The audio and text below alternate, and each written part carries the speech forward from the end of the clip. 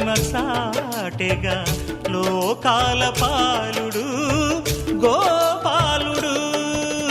తీయని మత్తున ముంచిన మురళీలోలుడు, మాయని దూరము చేసిన గీతాచార్యుడు.